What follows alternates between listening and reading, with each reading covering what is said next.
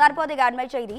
தமிழக பள்ளிக்கல்வித்துறைக்கு வழங்க வேண்டிய நிதியில் 3 தவணைகளாக விடுவிக்க வேண்டிய நிதியில் இருந்து ஒரு தவணை நிதியை கூட மத்திய அரசு விடுவிக்கவில்லை என பள்ளிக்கல்வித்துறை அமைச்சர் அன்பில் மகேஷ் பொய்யாமொழி குற்றம் சாட்டியிருக்கிறார்.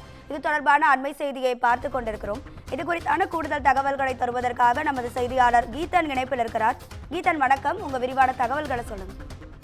வணக்கம். குறிப்பாக தமிழக பள்ளிக்கல்வித்துறைக்கு ஆண்டுதோறும் மத்திய அரசு சமக்கர சிக்ஷா திட்டத்தின் கீழ் 2000 கோடி ரூபாய் அளவிற்கு நிதியை வழங்கி வருகின்றது.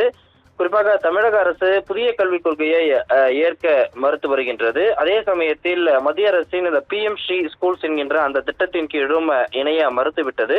இதன் காரணமாக தமிழக அரசுக்கு வழங்க வேண்டிய 2000 கோடி ரூபாய் நிதியை மத்திய அரசு விடுவிக்காமல் இருந்து வருகின்றது. தொடர்பாக முதலமைச்சர் மத்திய அரசுக்கு கடிதம் எல்லாம் அனுப்பியும் கூட நேரில் பிரதமரை சந்தித்த போது வலியுறுத்தியும் கூட இதுவரை விடுவிக்கப்படவில்லை.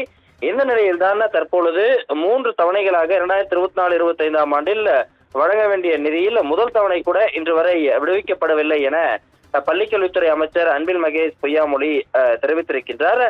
குறிப்பாக 2024-25 கல்வியாண்டில் எந்த மாநிலத்திற்கும் சமக்கர சிக்ஷா நிதி விடுவிக்கப்படவில்லை என்று மத்திய அரசு தரப்பில் தெரிவிக்கப்பட்ட நிலையில் பல்வேறு மாநிலங்களுக்கு முதல் தவணை வழங்கப்பட்டிருக்கக்கூடிய நிலையில் தமிழகத்திற்கு மட்டும் வழங்கவில்லை என்கின்ற அந்த பட்டியலையும் பள்ளிக்கல்வித்துறை அமைச்சர் தனது X வலைதள பக்கத்தில் தெரிவித்திருக்கின்றார்.